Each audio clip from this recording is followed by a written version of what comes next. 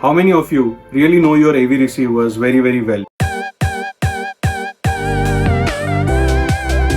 Hello everyone, I am Tanmay Mehta, your home technology consultant from Touchwood Automations, and in this video we are going to talk about the 6 best settings that you didn't know exist in your AV receiver, and even if you knew they exist, I don't know how many of you have actually tried them. But before I begin, let me ask you one simple question. What AV receiver do you already have, or which AV receiver are you planning to buy? Now I want these answers from you in the comments below so that we can see whether all the settings that I am just going to tell you will be there in those receivers or are part of those receivers. Because these 6 best settings are mostly part of all the AV receivers, and I need to know that if you are spending more than 50,000 Indian rupees on an AV receiver, are you really using or making the most of it by using these settings? So in today's video, we are going to use Marantz SR5015 as the AV receiver, wherein I'm going to show you the best settings that are there in the receiver, and I'm going to have obviously the screen, and you are not going to see my boring face over here. So yes, the screen is going to be visible and I'm going to show you these 6 best settings, but I wanted to just say thank you to Marantz to help us with the SR5015 to shoot this particular video and help me run to all of you the best settings that are there in the AV receiver. So guys, here we are with the Marantz SR5015's setup menu, and the very first setting that I'm going to show all of you is the speaker setting. So if you go into the speaker setup, you have got 2 options.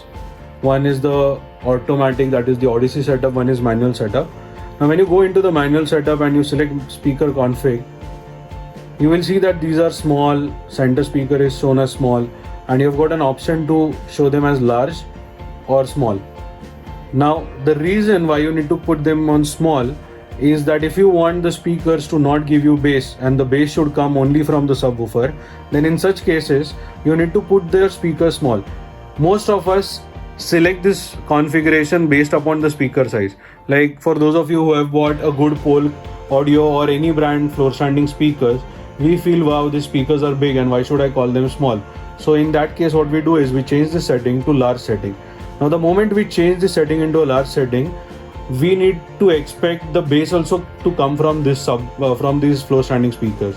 But in an ideal case, it is always better to keep the speakers as small for all the configuration and not to have any of them as large unless you really want bass from these 2 speakers. So let's say if I don't have subwoofer, then I would select the speakers as large and not small. But in most of the cases when you're buying a home theater package of a 5.1 or a 5.1.2, try to keep the speaker small and see the bass response from the woofer, and you will really like the system that way. Now this is also something very interesting. The second setting that I'm going to show you is going to help a lot of people, because this is one of the most common complaint that when I'm watching a Fire TV stick, I get good volume levels at let's say 65 dB or 70 dB or 50 dB. But the moment I switch on to Tata Sky or any other input, immediately the sound either increases or reduces. Now in such cases, what you need to do is you just have to go to inputs. You have to go to source level and then increase or decrease the source level based upon what is convenient to you. Now if you see the notification below, I'm just going to read out that carefully for you. It reads that adjusts the input level for the current source. So right now my current source is, let's say, a Blu-ray player.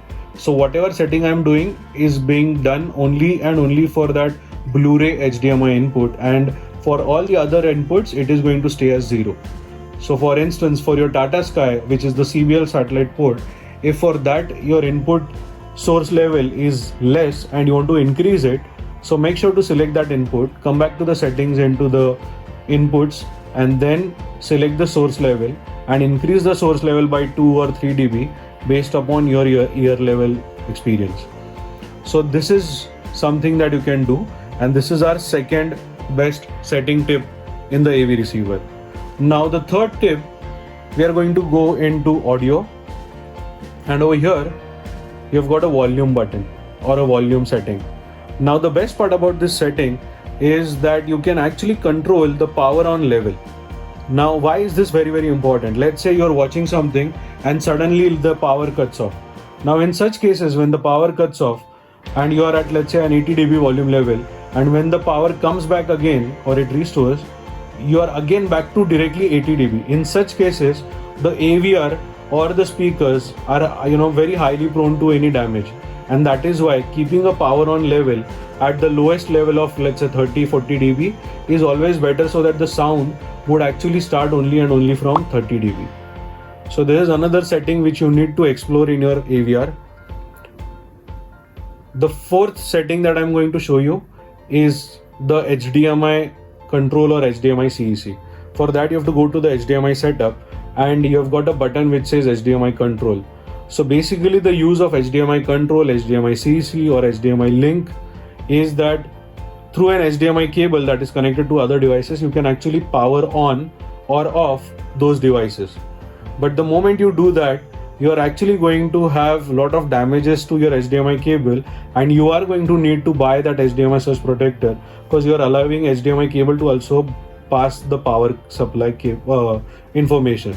So to avoid that and to safeguard your HDMI panels, make sure to keep the HDMI control off on this device as well as your projectors and the other devices. So this is our fourth setting. The fifth setting is, again, I'm going to go back to the general menu. Now in the general menu, you have got something called as front display. Now front display is basically the display that you have got on the AV receiver, that small LCD display. Now if you keep the dimmer on bright, so basically the light or whatever has been written over there, the volume levels, everything is going to come out very brightly.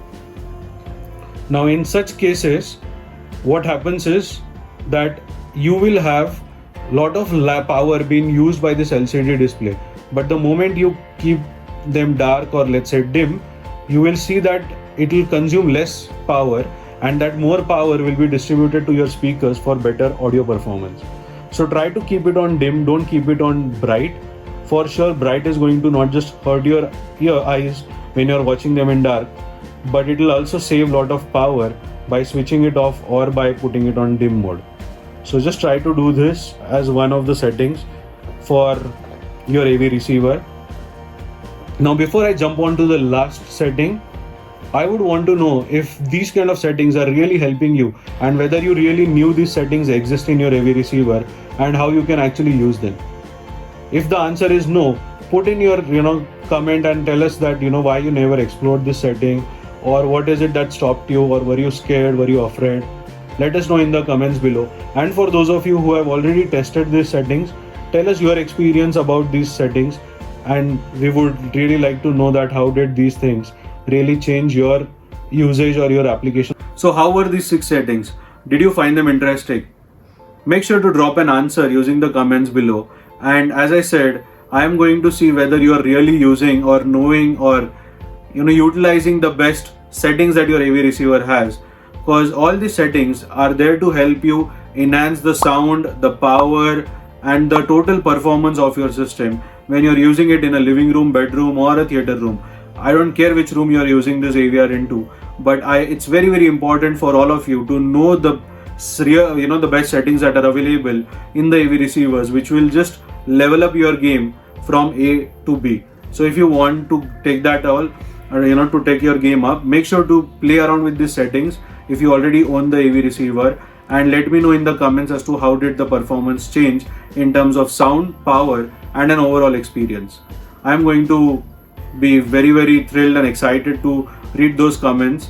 And for those of you who still have more questions as to I don't know what are the other parameters, what settings should I do for these speakers, for that speakers, if you want me to run you through each setting mode, make sure to use my services in the description below, which is T20 or a home run, and we can talk in detail about the various settings that are available in your AV receiver, and me and my team will be more than happy to help you understand each of them and obviously fine tune them so that your performance again exceeds from the earlier version.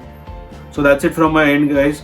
Once again, I Tanmay Mehta, your home technology consultant from Touchwood Automations, will see you all in my next video. But before I leave and before you leave, don't forget to share this video so that you're passing on information which is very, very valuable to the people who already own this AV receiver or any other AV receiver but are unaware about the facts and how to use these settings. So yes, Thank you once again and see you all in my next video.